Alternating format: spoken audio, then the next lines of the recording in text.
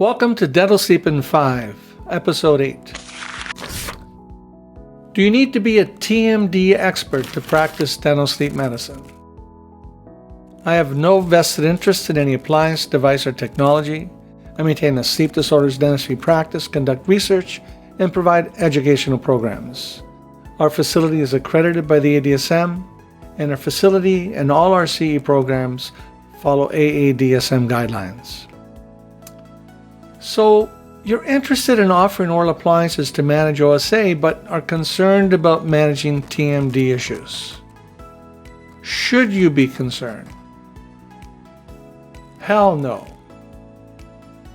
The truth is that you don't need to be a TMD expert to practice dental sleep medicine. How can I say this as simply as possible? If the patient can move their mandible forward and back and from side to side without causing pain, they are candidates for an oral appliance regarding TMD. Of course, which oral appliance is dependent on many other factors.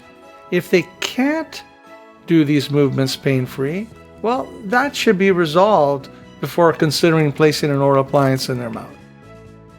Some considerations: patients with TMD issues sometimes experience relief of these issues, and there's been plenty of suggestion in the literature that TMD symptoms relieve with oral appliance wear. Possible reasons: unloading of the joint that happens when you advance the jaw, and reduction in parafunction that typically accompanies resolution of airway issues. Now, some other considerations, both quantum and percentage of advancement, is very patient-specific. Some patients don't need much advancement at all. This individual just had 2 millimeters of advancement, labeled her as a responder with a Matrix Plus study.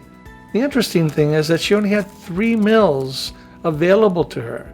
So right away, she might be discounted as an oral appliance wearer because there's not enough advancement available for us to find an optimum position. Well, not only did we find an optimum position, but it's with only 2 millimeters of advancement in a position that she could comfortably tolerate. Now, some patients need a lot of advancement. This individual was labeled as a responder, but was advanced to 95% of his full protrusive range, which was 8. So he had to be advanced to 7.6 mils of that full range of 8 millimeters. So now we've seen that both quantum and percentage of advancement is very patient-specific. What's important is to remain within the patient's adaptive capacity and know your limits. Whatever's uncomfortable today is not necessarily uncomfortable in the future, because adaptive capacity of the musculature is elastic and will increase with time. But today, it's important you stay within whatever capacity the muscles are able to tolerate. So how to avoid TMD issues from arising with oral appliance therapy? Ensure the vertical dimension opening is within the patient's adaptive capacity to comfortably tolerate wearing. With mandibular advancement, at each advancement appointment, ensure the jaw trajectory of the patient is being respected. Ensure the oral appliance remains properly balanced in every dimension: pitch, roll, and yaw, the terminology that a plane uses in every dimension as the jaw is moving forward.